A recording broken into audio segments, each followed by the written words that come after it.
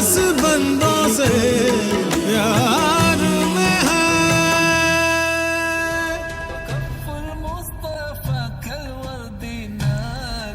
Welcome back, एक बार फिर आपकी खिदमत में हाजिर है इश्क रमज़ान ट्रांसमिशन के साथ, जो सहर के बाबरकत लम्हात में आप देख रहे हैं TV1 से बराह रास्त। सवाल ये है कि हाफिज़ कुरान बनाने का बड़ा शौक़ होता है बच्ची को या बच्चे को, वालिदैन की आरज़ू होती है, आलिम दीन बनाने की ख्वाहिश कम घरों में पाई जाती है। तो मुफ्ती साहब से सवाल ये है कि राय और मशवरा आप क्या देंगे? जी मुफ्ती शाही साहब। बिस्मिल्लाहिर्रहमानिर्रहीम। बहुत अहम गुफ्तगू हज़रात उलमाए किराम ने फरमाई है। मैं ये अर्ज़ करूँगा कि हिफ्ज़ कुरान, तिलावत कुरान और फ़हम कुरान, इनका मुआजना नहीं होना चाहिए। नहीं होना चाहिए। उसकी वजह यह है कि हिफ्ज़ कुरान की अपनी इफ़ादियत है, तिलावत कुरान जो कारी करता है उसकी अपनी इफ़ादियत है, फ़हम कुरान जो आलिम करता है उसकी अपनी इफ़ादियत है। तो अगर आप हुफ़ाज़ कुरान को नज़रअंदाज करेंगे तो जो बुनियादी कुरान में ज़िक्र किया गया कि नहनु नज़्ज़लना ज़िक्रा व इन्ना लहू लहाफ़िज़ून, तो जो हुफ़ाज़ कुरान के ज़रिए कुरान की हिफाजत हो रही है उसका एहतमाम कैसे होगा। दूसरी बात यह है कि जो आय मुबारका तमाम उलमाए किराम ने पढ़ी कि यतलू अलैहिम आयातिही व युज़क्कीहिम व युअल्लिमुहुमुल किताबा वल हिकमा, हम उमूमी तौर पर यह बयान कर देते हैं कि सिर्फ़ उलमा नबी करीम सल्लल्लाहु अलैहि वसल्लम के वारिस हैं, ऐसा नहीं, बल्कि नबी करीम सल्लल्लाहु अलैहि वसल्लम के 3 वरासा हैं। पहले वारिस यतलू अलैहिम आयातिही, जो तिलावत कुरान करते हैं, क्योंकि तिलावत का ताल्लुक अल्फाज के साथ है कि जो तिलावत है वो अल्फाज की होती है, मानी की नहीं होती। युज़क्कीहिम, तज़किया फरमाते हैं, तज़किये का ताल्लुक क़ल्ब के साथ है। और युअल्लिमुहुमुल किताब वल हिकमा, तालीम इल्म व हिकमत देते हैं, इसका ताल्लुक अक्ल के साथ है। तो जो तिलावत कुरान करते हैं वो तिलावत में नबी करीम सल्लल्लाहु अलैहि वसल्लम के वारिस हैं। जो सूफिया तज़किया क़ल्ब करते हैं वो तज़किया में नबी करीम सल्लल्लाहु अलैहि वसल्लम के वारिस हैं। और जो तालीम इल्म व हिकमत करते हैं वो तालीम इल्म व हिकमत में नबी करीम अलैहि अफ़दलुस सलाति व तस्लीम के वरासा हैं। तो गोया कि हर चीज़ की एक अपनी अहमियत है, उसका एक अपना फ़ायदा है, उसकी एक अपनी जिहत है, उसे जो है मलहूज़ निगाह रखना चाहिए और नज़रअंदाज नहीं करना चाहिए। हमारे यहाँ उमूमी तौर पर होता क्या है कि मैं फ़ॉर एग्ज़ाम्पल फ़हम कुरान से वाबस्ता हूँ, तो मैं कोई कारी साहब आ जाए जिन्होंने अपनी पूरी ज़िंदगी क़िरात पे लगा दी, अल्लाह के कलाम को इतने खूबसूरत अंदाज में पढ़ा कि लोग उनकी क़िरात को सुन के रोते हैं, आँखों से अश्क बहाते हैं, मैं सिर्फ इसलिए उन्हें नज़रअंदाज कर दूँ कि ये आलिम नहीं है, वो बतौर क़िराअत नबी करीम सल्लल्लाहु अलैहि वसल्लम का वारिस है। और ये भी अगरचे तफसील तलब बहास है, लेकिन मैं इशारतन ज़िक्र कर देता हूँ कि ये जो 3 वरासा हैं, यानी फ़हम कुरान वाले उलमा, तज़किया वाले सूफिया और तिलावत करने वाले क़ुर्रा, इनमें अफजल कौन है? तो इस पर भी एक पूरी बहस की गई है कि चूँकि क़ल्ब सबसे अफजल है तो सूफिया में इन तमाम चीज़ों का हसीन इम्तिजाज पाया जाता है, तो वो अफजल है। तो गोया कि वन लाइनर इसका ये होगा कि हिफ्ज़ की अपनी अहमियत है, हुफ़ाज़ कुरान भी होने चाहिए, क़िराअत की अपनी अहमियत है, क़ारी कुरान भी होने चाहिए। और कुरान में वाज़ेह तौर पर फरमाया वरत्तिलिल कुरान तरतीला, तरतील के साथ कुरान पढ़ा जाए। आप देखें जब क़ारी क़िराअत में कुरान पढ़ता है रोंगटे खड़े हो जाते हैं। कलाम इलाही के मानी की भी तासीर है, लेकिन अल्फाज भी तो अल्लाह तबारक व तआला की तरफ से अता करता है जो कलाम नफ्सी है। तो जब वो क़ारी क़िराअत कर रहा होता है उसकी एक अपनी अहमियत होती है। इससे इनकार नहीं है कि नुज़ूल कुरान का मकसद अजीम फ़हम है, लेकिन बात वही है कि जिसका काम उसी को साझे, जो दूसरा करे तो डंडे बाजे, यानी जो जिस फ़न का माहिर है वही उस काम को करेगा। अगर आप ना अहल लोगों के सुपुर्द कर देंगे तो फिर बजुज़ बर्बादी के और कुछ नहीं होगा। तो हम सबको इस बात का इदराक होना चाहिए कि कई ऐसे शोबे हैं जिनका मैं अहल नहीं हूँ, तो अगर उसके बारे में मुझे कोई ये कहता है कि आप आके ये काम करें, तो मुझे ये कहने में कोई आर नहीं होना चाहिए कि चूँकि मुझे इसकी शुद्ध-बुद्ध नहीं है, मैं इसकी मारिफत नहीं रखता, लिहाजा मैं ये नहीं करूँगा। तो जो लोग तफसीर के अहल नहीं हैं और अगर उन्हें कोई इन्वाइट कर देता है तो उन्हें ये कह देना चाहिए कि मैं इसका अहल नहीं हूँ। ये हमारे बुजुर्गों का तरीका हुआ करता था कि कोई चीज़ नहीं जानते थे तो वो कह दिया करते थे ला अदरी। कोई कहता था जी मैं इतने दूर से सफ़र करके आया, 17 सवाल आपसे पूछे और हर सवाल के जवाब में आप ला अदरी कहते चले जा रहे हैं। तो वो कहा करते थे कि जितनी मेरे पास ला अदरियाँ हैं इतने तुम्हारे पास ऊँट होते तो तुम बड़े मालदार आदमी होते। गोया कि एक बड़ी हिकमत अमली के साथ गुस्सा भी नहीं हुआ करते थे और अपनी बात को भी बयान कर दिया करते थे। इसलिए हिफ्ज़ कुरान भी होना चाहिए, तिलावत कुरान भी होना चाहिए, फ़हम कुरान भी होना चाहिए, और जो जिस शोबे से ताल्लुक़ है वो दूसरे को हक़ीर ना जाने। क़ारियों का अपना मकाम, हुफ़ाज़ का अपना मकाम, صوفیہ کا اپنا مقام، علماء کا اپنا مقام، ان میں سے کوئی دوسرے کو کسی صورت میں حقیر نہیں جان سکتا. ٹھیک ہے شاہ صاحب، یہ خواتین کو تفسیر قرآن کے لیے دعوت دینا کیسا ہے تراویح کی نماز میں، یا ویسے ہی کہ وہ بہنوں کے درمیان تفسیر قرآن کریں تاکہ جو خاتون کی آواز اور اس کے سمجھانے اس کا جو طریقہ یا لب و لہجہ اس میں خواتین یعنی بہنیں ہی سنیں، اس طرف ذرا دھیان دیں کہ بتائیں کہ کس طرح دھیان دیں معاشرہ کے خواتین کو مفسر قرآن بنایا جائے. دیکھیے یقیناً طریقہ کار یہی ہے کہ جو علم حاصل کرنے کے ذرائع ہیں اور بالخصوص قرآن و سنت کے عالم بننے کے جو طریقے ہیں، جس کو ہم عموماً اپنے عرف عام میں درس نظامی کہتے ہیں، یعنی عالم کورس کہتے ہیں، تو کسی منجے ہوئے استاذ کے ہاتھ سے یا ادارے سے پڑھ کر مکمل طور پر اس میں جو ہے کہ وہ اپنی مکمل صلاحیتوں کو حاصل کر کے اگر وہ اس عہدے پر آ جاتی ہیں، جس طرح علماء باہر درس دیتے ہیں تو اس طرح وہ خواتین کے اندر درس دیں، تو یہ بڑا محبوب طریقہ ہے تاکہ دوسری ہماری بہنوں کو دین کے حوالے سے آگاہی ہو.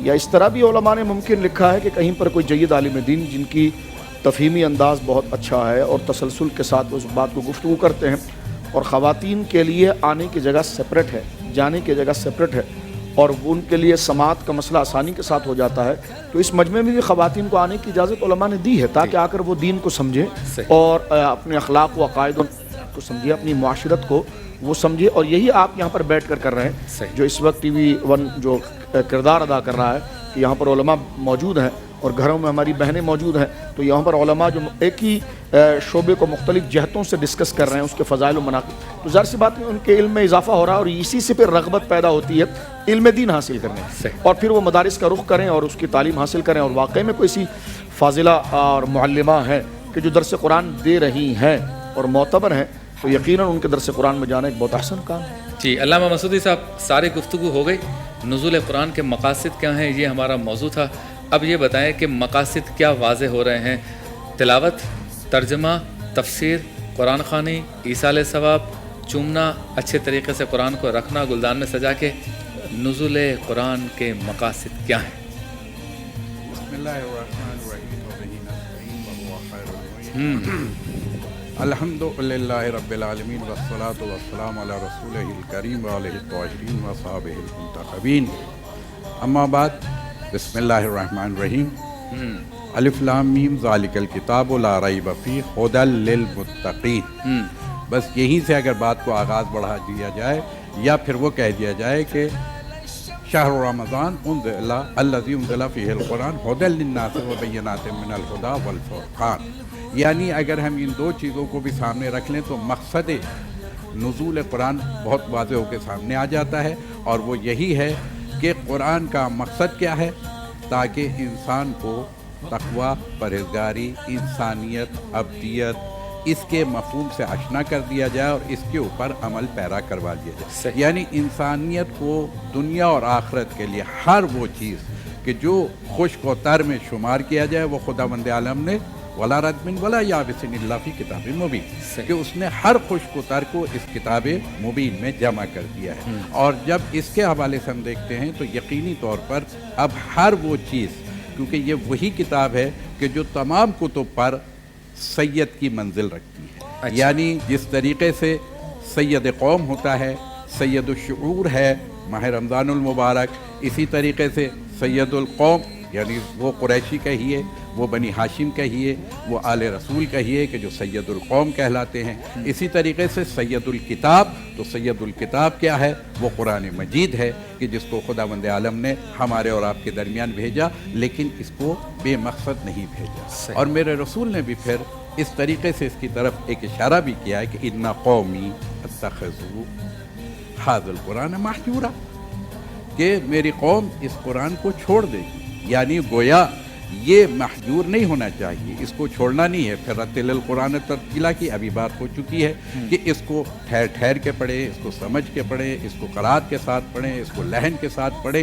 یعنی گویا یہ جو خداوند عالم نے تلاوت کی منزل رکھی ہے. تو بس میں اتنا ماہ رمضان المبارک کے حوالے سے یہ بھی کہنا چاہوں گا کہ یاد رکھیے گا کہ امام علی رضا علیہ الصلوۃ والسلام کے حوالے سے فرزند رسول فرماتے ہیں کہ جس نے بھی ماہ رمضان المبارک میں ایک آیت کی تلاوت کی इस शहर रमज़ान में एक आयत की तिलावत की तो खुदा बंदे आलम उसे पूरे कुरान का सवाब देता है। अच्छा। यानी गोया एक आयत की तिलावत का सवाब एक कुरान का सवाब 6666 का मुबेश आयतें उसकी अगर तिलावत की जाए तो एक रमज़ानुल मुबारक में आप 6666 क्या है कुरान का सवाब कुरान की तिलावत कर सकते हैं। और फिर क्या है इसके लिए तो फिर माह रमज़ानुल मुबारक में फिर वो नफलें जो है वो कहाँ है वाजिबात की मंजिल पर आ जाती है। तो ज़रा सोचिए कि इस तिलावत कुरान माह रमज़ानुल मुबारक में इसकी कितनी अहमियत और कितना सवाब इसका बढ़ जाता है।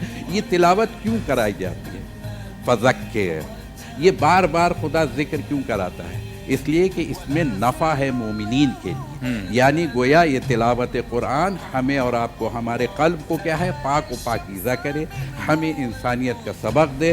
और फिर मैं कहूँगा कि ये बात भी हज़रत अली मुर्तज़ा ने एक जुमला कहा कुरान के हवाले से कि वल्लाह वल्लाह नहजुल बलागा की वसाया में कि आपने कहा कि देखो ऐसा न हो कि दूसरी कौमें तुम्हारे ऊपर कुरान पर अमल करने में सबकत ले जाएं।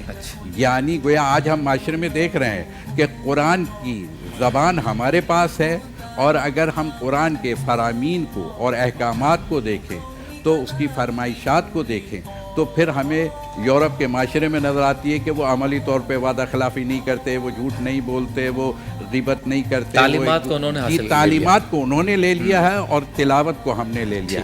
तिलावत बुनियाद है इस बात की कि फिर यत्लू अलैहिम आयात ही व युज़क्कीहिम, अभी बात हो चुकी कि युअल्लिमुहुमुल किताब वो भी है।